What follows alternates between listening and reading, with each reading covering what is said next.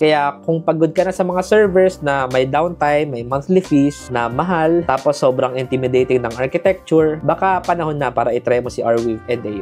Here are 5 key features of the AO supercomputer that makes it a web developer's dream. Hey devs, I'm Theo. I'm a 10x developer, a multi-awarded hackathon winner, and a Web3 developer. And it's day 11 sa ating 69 days of AO. So wala nang patumpik-tumpik pa, punta na tayo sa first feature that makes AO amazing. First one is parallel processing. So imaginein mo to. Sa Node.js, meron ka kunwaring unlimited threads. Pero instead of just handling multiple HTTP requests, kaya ng AO mag-run ng independent processes ng sabay-sabay at without any downtime. So for example, isipin mo nagra-run ka ng isang game na may thousands or even millions of users or players, and each player's data is handled independently in parallel. Kapag ganon, walang lag, walang bottleneck yung mga players mo. And second feature, unbounded computation. Kung sa Web 2, very limited ka sa CPU or sa memory allocation ng mga servers mo, well, sa AO, hindi ganon. You can process as much data as you need na hindi rin naman ganon kamahal, unlike sa mga current cloud services na ginagamit natin ngayon, na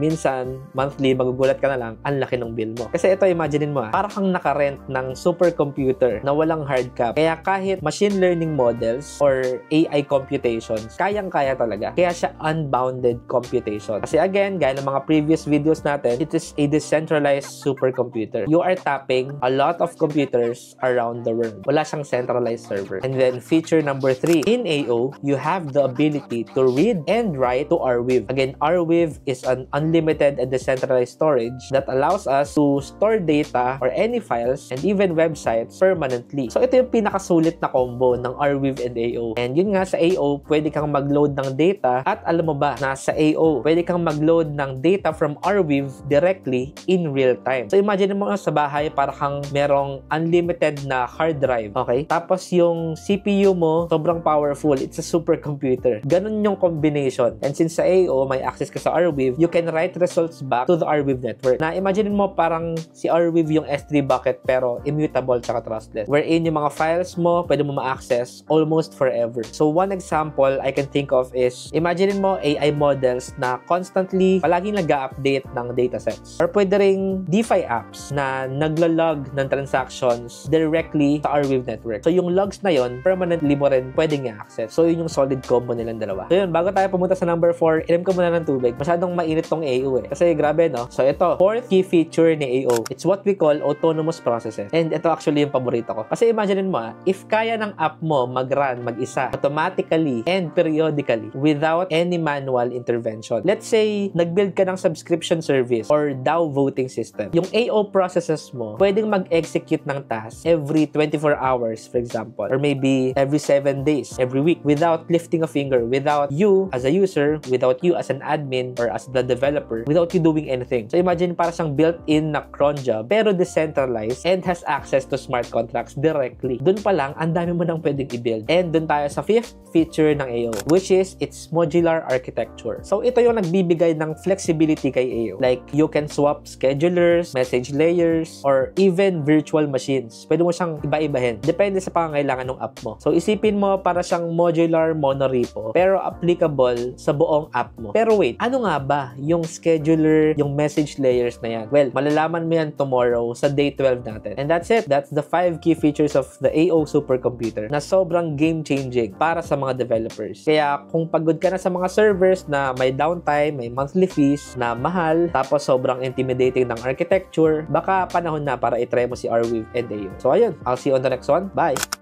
Kaya kung pagod